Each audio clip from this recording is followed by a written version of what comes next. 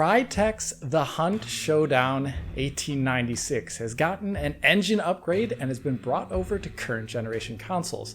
A beautiful looking game and almost like single player in multiplayer, and I've always been a big fan of it.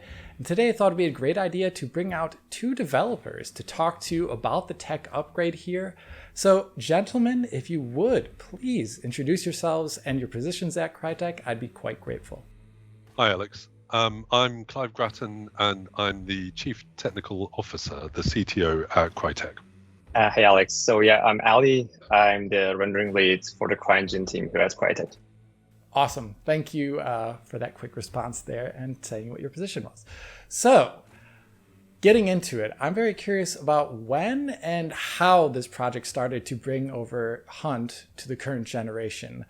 So I don't have the exact dates in mind. I have to think about them. I think it was almost 3 years ago that we decided that, now we have to, we want to support the newer generation of consoles.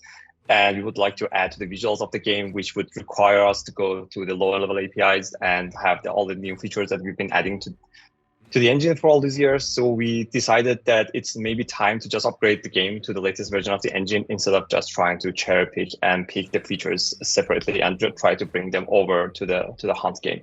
So this decision was made back then, and it almost started with just a small team group of people trying to just look at the feasibility of how we can try to get the game to run at the latest version of the engine, try to come up with some estimates, how much would it take and stuff like that. And in the end, it was a company-wide effort that, was almost took, I think, about a year or two, something like that, for the game to be brought up to the latest version of the engine. So Hunt had diverged quite significantly from the engine, and so in order to get the band back together again, it was a really significant engineering effort on both CryEngine and Hunt sides. If you could describe a little bit of that divergence between the internal engine updates and what Hunt was doing, I would actually like to know, like, what was Hunt doing so out of step with what was being done, developed in the background?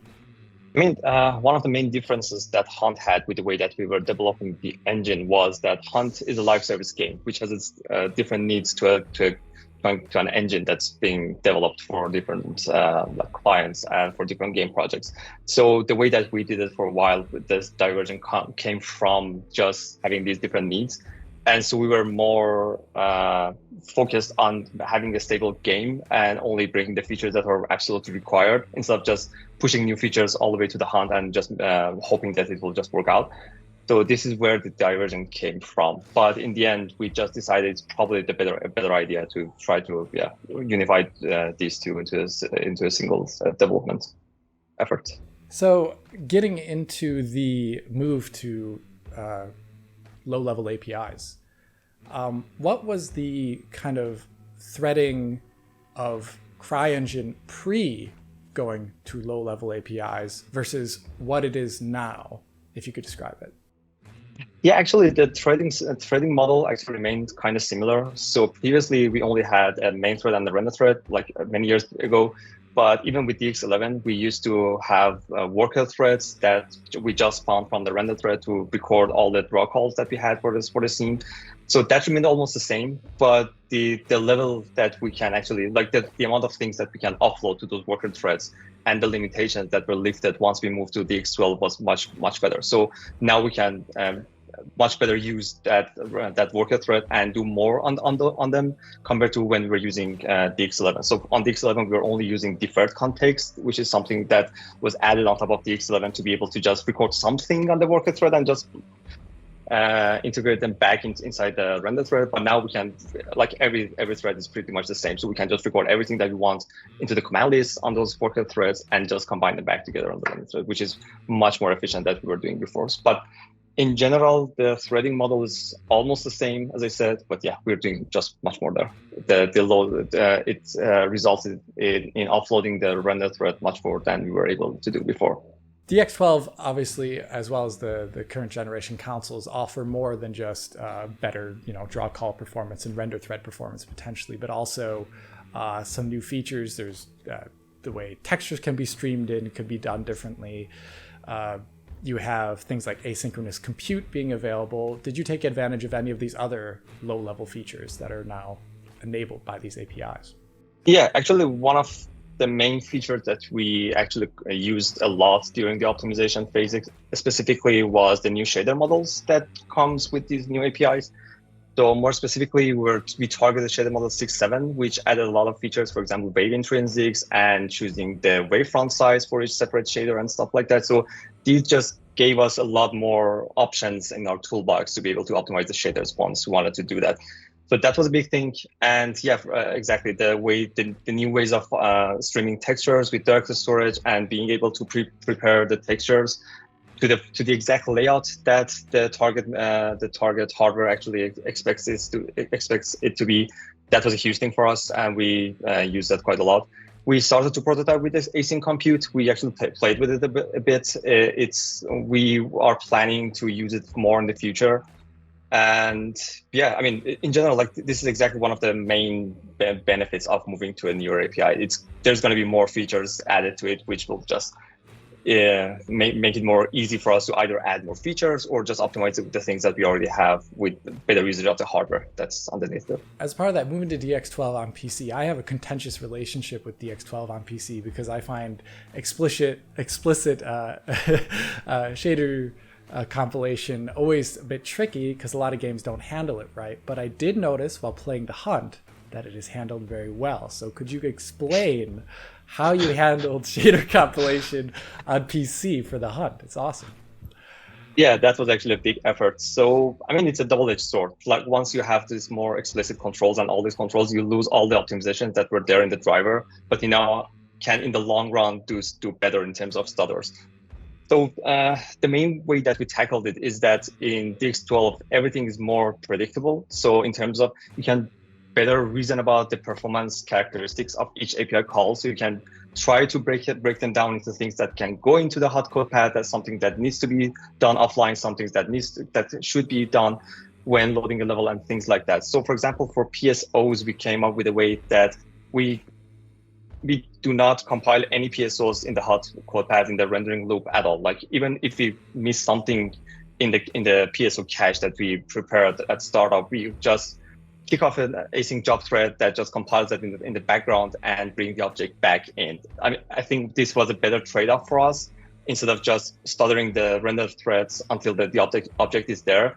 Instead, we just miss that object for a few frames and then it will be there. And the player most likely will not notice that, hopefully, if we do a good job with the shader cache. But yeah, overall, we try to come up with a list of PSOs that are going to be needed at runtime. And we base that on many things. For example, the level that these PSOs are going to be needed in, like the settings that they're going to be needed in. So we try to strip down the number of PSOs that are needed, because if you just log and cache every single PSO that was created during development and ship that to the players, that would be like a big list of things, and that would take forever to compile. So we tried many things to try to strip that down, and I think we managed to do a good job. So on startup, we just preload all the PSOs, compile them, and just cache them. And as I said, compile anything that's missing there in an async way. It's very, very well done. I did not notice any issues with there. And even with at least the concept that an object could render late or a material could render late, that was not visible in my play at 60 FPS. So it must be completely invisible for most things. I thought that was very impressive. Another thing that I noticed in the options in the PC version was the ability to tailor how much of your VRAM essentially is utilized with a percentage slider, which I'd never seen in a game before. Could you explain that? On PC, we need to adapt to the budget that the OS gives us. So we need to know like how much RAM we can actually use based on how many other applications are in the background and how important the game is to the OS and many other factors that the OS takes into account. But on top of that, we need to leave a bit of headroom inside that available VRAM for the driver and other things to be able to just move things around and play with it. For us, we try to play with it, and 80-85% was the best option, like just considering the stutters and performance downgrades and the amount of textures that we can stream in and things that we can fit into memory. So 85 is the sweet spot for us, but we thought we'd just give it to the player. Maybe they can see fit better for them to just load more high-res textures and have some stutters there, or just have a completely stutter-free game experience at the cost of just having a bit less detailed textures, maybe. So we thought that maybe the option should be there for them to decide which side of the spectrum they want to go. That's awesome. I really like that explicit control there. It's usually something developers don't give, and there's been moments where I've seen games, for example, leaving about 1.5 gigs of memory off of an 8 gigabyte card to essentially Windows, but the game is having issues either with performance and or texture quality during those moments. And it always feels like only if there was some control there. I thought that was great. So direct storage, we haven't seen it too often used on PCs since its debut. So how does CryEngine use it, and how does the Hunt use it? Because maybe there's actually two different implementations there. Yeah, so the thing with direct storage and all, like in general for the SSDs and all these new APIs to get to make great use of those, is that you need to also change the architecture of the engine to be able to use that properly. So with all these added bandwidths and reduced latency, the amount of data that's going to go through the data path that you had in your engine is going to be multiplied by a factor of 10 or even 100. So that's a big difference to the way that it was working before. So if you just try to use the same code path, same architecture, just within these new bandwidths, the bottleneck will quickly move from the I/O stack to the CPU side. Or you will just use all the CPU cores that you have only to just load data in and nothing else. So that's the big reason why it's, in my opinion, is taking so long for games and also us to adapt to these new architectures. So we did a lot of things. We changed the way that we store our textures. We changed the way that we pre-process textures. So we now store them in exactly the same format that's going to be needed at runtime and many other things. So we can now directly just load all these textures and data and like anything that's going to be needed by runtime just by copying the memory using direct storage into the target memory. And I should point out, Alex, that that direct storage is not actually activated on this build of the game. It's coming soon, but we didn't have time to turn it on for this build. All right. Speaking of direct storage, though, so it sounds like, at least on the PC side of things, you can maybe tell me if Xbox is different, that it doesn't seem like you're using any of the real-time decompression aspects of direct storage, or are you? We have our own decompression because we need to also have some encryption on PC builds. So we do have some custom decompression and decryption at runtime. That's our own. We haven't used the GPU, the GT plate way of decompressing things yet, but we plan to explore that also in the future. All right. And as a part of that, is direct storage, like the way a Hunt level works, though, it is, it's like one of these large, I don't remember how many square kilometers they are. They're very large, though. But is a lot of the loading done usually at level load, or is it also happening constantly as you go across the map? Like, what is the loading kind of like in the game? So we try to minimize the amount of things that we load during loading time. So for example, we just skip almost all the textures together and we just stream in everything. The same thing happens also with the meshes. So we also stream in meshes as we go. And we also have this thing called like layer switching. So we divide the level into different layers with different compounds and different things in it. So we just try to stream in the things that we need as we go, because as you said, like the game is too big to be able to fit it into memory on all platforms. But I mean, there are some requirements that we still need to load in some things at the level load. For example, we have this thing called cached shadow maps. So to be able to render them properly, we need to load everything in up to a certain level of detail, and then render that shadow cache, and then just unload everything and then just load the game. So there's some things that still make us force us to load many things on the level load time. But yeah, in general we try to stream in everything as the player moves through the level. PlayStation consoles, though, there's or even on Xbox, there is dedicated hardware decompression blocks. Does Hunt use the special compression formats that the consoles offer? I mean, in general, we try to benefit from the fixed hardware that we have on consoles. So we try to make use of everything that's available to us to be able to run as best as we can on that console. So yeah, we, like, as I said, like anything that will be available on a console, we just try to use it to squeeze everything out of it. To try to offload the CPU as well. Yeah. Because obviously the game now targets 60 FPS on console, which is probably its own burden. But we'll get to that in a second. I'm a huge CryEngine fan ever since the beginning, and I was always really sad that around the 2010 to 2013 era that CryEngine went super hardcore into real-time indirect lighting and everyone else went to light maps. And Svogi and Svoti, or as it's also called, is still around and still kicking, and that makes me always happy. But it's been changed for this update. Could you describe how it's been changed and what exactly that is? Yeah, so the general algorithm, like the underlying architecture of how we do GI is pretty much the same. We just try to add as much as we can on top of it. So one main difference now is that we also trace specular rays with this GI, like voxel representation of the scene. So previously we were only able to do indirect diffuse lighting with that. Now we can also trace specular rays. So for example, on rougher surfaces, we can do a pretty good specular indirect lighting. It doesn't really work well on like smoother surfaces. For example, glass or water, we still use SSR or cube maps or anything that's available to us. But for other rough surfaces, it works really well on those. On the other hand, we worked on improving the way that we sample these voxel trees. So the distribution of the rays was really something that was really important to the look of the game. We are now using the history of the rays from the previous frames to come up with the most important directions that we have to sample. And also at the same time, we come up with something called GI cache. So we try to cache the result of the GI in different points in space and sample them when we are sampling the voxel tree. That way we can have more bounces in there at almost no additional cost. There's some pre-computations to that though. We have to pre-compute the visibility in those grid areas, but everything else in regards to the lighting and everything is computed at real time.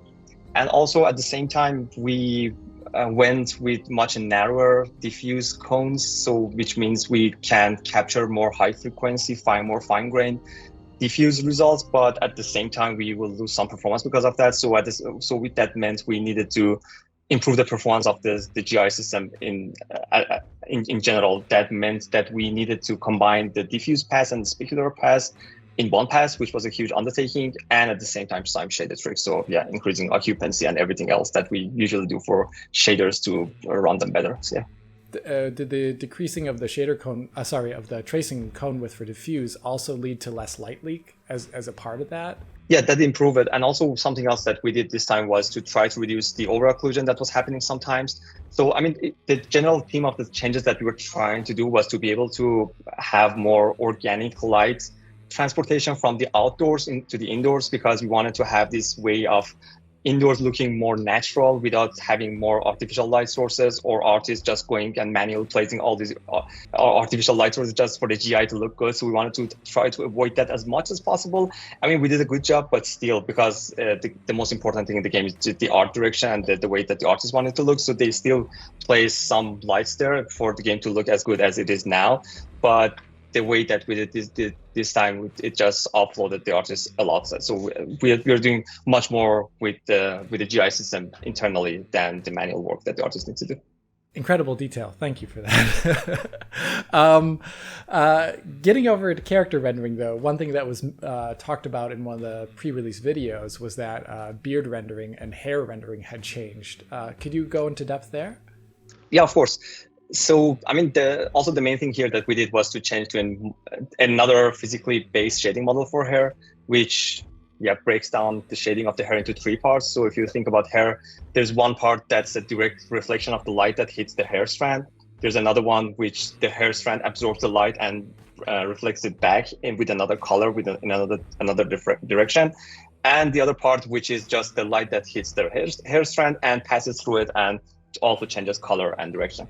So these three parts were the main things that we had to capture with this new model, and also the fact that hair is a volumetric matter. So you don't just have one hair strand that you have to simulate. You have a lot of hair strands that are just playing with each other. So the light that transports through these hair strands through this volume also has some other characteristics that changes going through it.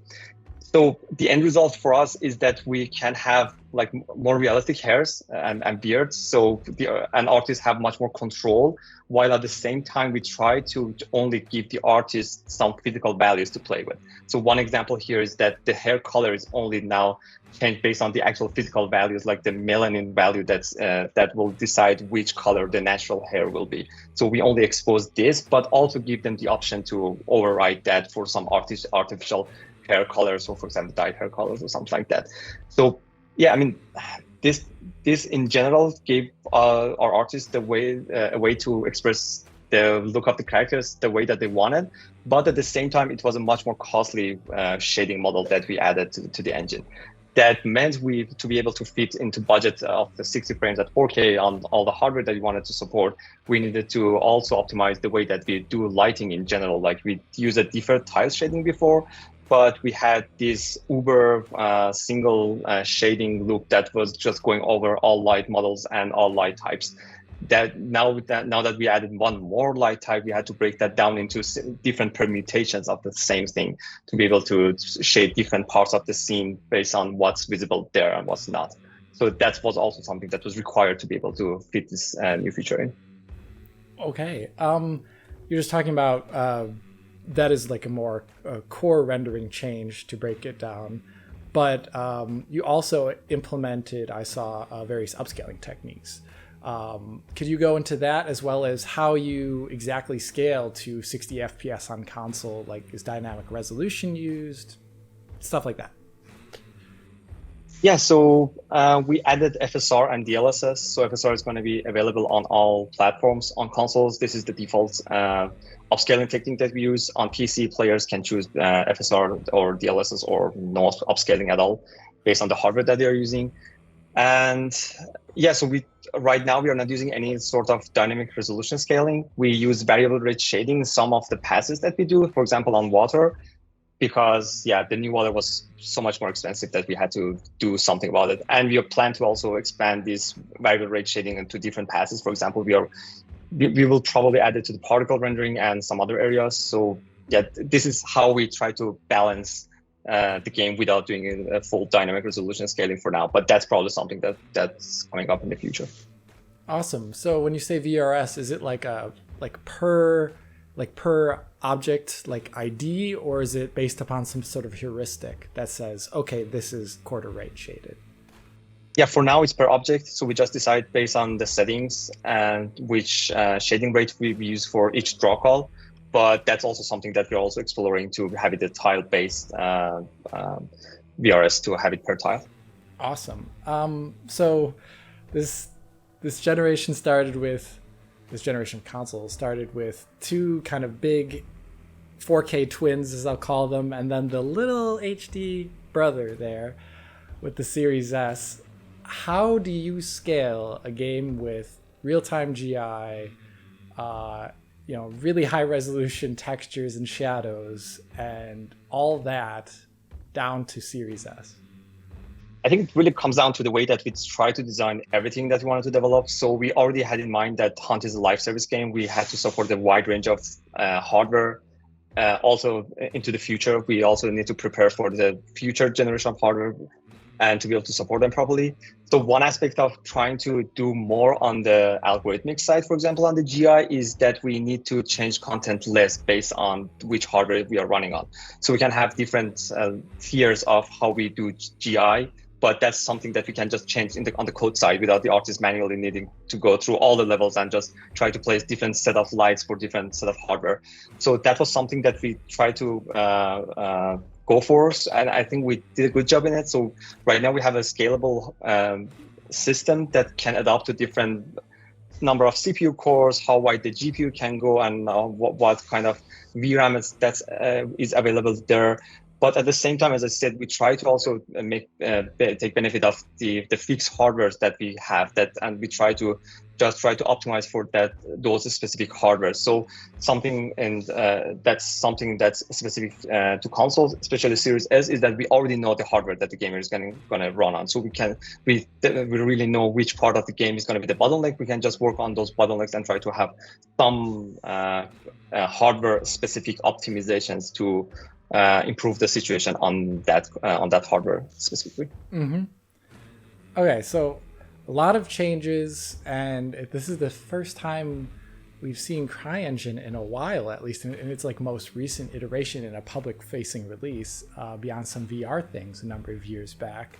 And I'm curious, what are some other, like, obviously this isn't talking about roadmap, you can't share that, but based upon what you've already worked on so far, where do you kind of see the future of CryEngine now that you've moved to low-level APIs and changed up Spogi? I mean, we're constantly, moving forwards as, hardware evolves, and one of the things that we're, striving for is kind of, reducing the hacks to model reality in pixels. My expectation is that CryEngine reaches new levels of fidelity and pushes the boundaries of the bleeding edge. That's what we're aiming for. I mean, something also like specific that I can add to this to the future is that we try to build a foundation with this update that we can build upon going through the future with the next releases of the game, because it's going to be a live game. As I said, we are going to add more features, more content, more levels, more hardware to it. So one example of this is the move to DX12 and more explicit APIs. I mean, the initial cost of doing so is pretty high, but at the same time, you will have the opportunity to do more in the future.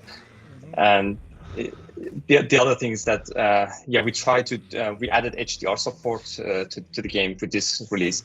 And the way that we did it this time is that we try to move the entire like color grading and all the tools that are involved in the process to a more industry standard way of doing things, instead of just coming up with something that can work well for now and then we have to change it in the future. So this gives us a foundation that we can build upon in the future to have like more dynamic range and can represent the things that we wanted to, that has more dynamic range that we were not able to do before. So this is something that we're really looking forward to for the future. So my second to last question technically is, what is something while in the production of the Hunt that you worked on or you oversaw that you were really proud of, or gave you a good smile? That would be, in my opinion, the optimizations that we did to the GPU workload. So that was like a huge undertaking. So I mean, I probably cannot give specific numbers, but when we started to do the GPU optimizations, we were well over the budget, even after everything that we did to the content and like the initial things that we usually do when moving to new generation of hardwares. So considering the amount of time that we spent and the risk that we took in doing that optimization, I think that the end result of being able to run at pretty much a locked frame rate on target platforms, that was something that, I would say I'm really proud of. My favorite parts are places where, because we're in a really privileged position where the game team and the engine team can work together on features which synergize. And so for a game like Hunt, with really significant areas of kind of interior, exterior gameplay and light and shadow, the improvements to the GI and the addition of HDR are super important, because it means that all of that gameplay that's associated with being in the shadows and being in the bright outdoors really comes to life. When you see, the fire burning in the nighttime version of the level, the beautiful differentiation between the fantastically high dynamic range of the flames versus the shadow is amazing. Also, the support for 3D audio technology, because audio is a massive part of Hunt. Understanding where the other hunters are is like super important, and we have first class support for kind of on an object level for 3D technologies. So for if you've got a 5.1, 7.1, then Dolby Atmos is supported. If you're on Xbox or PC, then Windows Sonic or Tempest 3D on PlayStation through the headphones for 3D audio. Those kind of areas where engine work directly benefits the game that we're making is amazing. Awesome stuff. Thank you for joining me here. I'm going to throw one last bonus round to your question that I do not expect any answers for, but Crysis 4 fully path traced? Question? I would love to see that. I mean, as a player, I would love to see that. Yeah, me too. But yeah, Clive, Ali, thank you so much for talking to me about this awesome update. We'll be covering perhaps a little bit more with some optimized settings there. It depends on the end how much time we have, but thank you for joining me. Thank you, Alex. It's been really good. It's Okay, well, if you did like this video, hit that like button, subscribe, ring the little bell, Patreon, help us out there. And of course, this is Alex saying Auf Wiedersehen und till the next time.